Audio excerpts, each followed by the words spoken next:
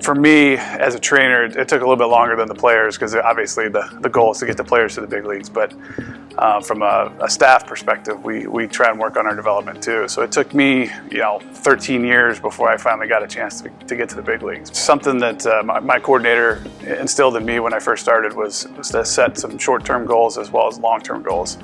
And I think, I interned with St. Louis for a couple years, and I saw how the big league setting worked. And I think I made a decision at that point that I never wanted to be a head athletic trainer. What was it like to finally get the call?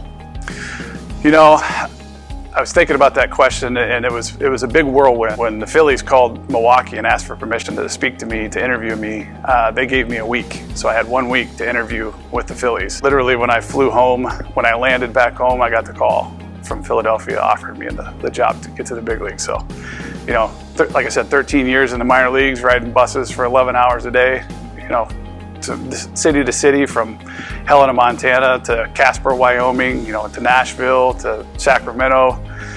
All those trips just kind of came flooding back into me. It was pretty emotional for both myself and my family. We were fortunate enough to get voted as the medical staff of the year from Major League Baseball and the Professional Baseball Athletic Trainer Society. So we were, the Phillies were the Major League Staff of the Year. It's one of those things, we don't look for that award. It's, like you said, we're in the background. We're the guys that, take these guys at their worst moment when they get hurt on the field, and we're the ones that they lean on whenever they're in stressful times, not only from an injury standpoint, but we're usually the first ones that hear about family problems or have to help them deal with things outside of baseball. We're, on a plane with these guys, we're on a bus with these guys, we're at the hotel with these guys. We're with these guys anywhere from 10 to 12 hours a day. A lot of people don't realize that these guys will get into the field at 11, 12 o'clock in the afternoon to start prepping for a game at 7 o'clock. And then we're done at 10. And these guys hang around the training room at the clubhouse till midnight. One of the former Hall of Famers that has been recognized by this organization, Tate Merton. So Tate was one of my first athletic trainers. I recall my freshman year in high school running the mile for football and wanting to pass out on the track, and Tate coming over, standing over top of me, yelling at me, getting in my face and yelling at me to get up. So he was kind of my first introduction to an athletic trainer. And then obviously I broke my leg when I was a sophomore playing football, and he put me through the grind of rehab. Tate and a couple other individuals. A former athletic trainer here at Granite was Dan Stevens. He was also very influential. So he was our head athletic trainer when I was at SIUE for the first couple of years.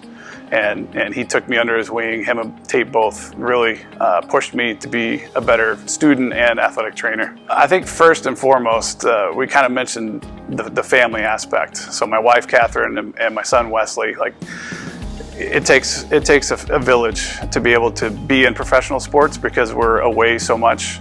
So I can't thank them enough for doing everything that they've done for our family and helping me kind of achieve my goal of making it to the major leagues. I still call him Coach Depew, but I want to thank Coach Depew and the council from the Hall of Fame committee for voting me in. I also want to thank all my coaches, baseball coaches. When I played, I was the most mediocre athlete in Granite City history, but I want to thank Coach Depew, Coach John Mode, Gus Lignell, and Coach Harris. They were all very influential, not only on the field, but in pushing me and giving me the love of the game. I also want to thank my parents. My parents did an unbelievable job of giving me the passion for the game and passion for sports.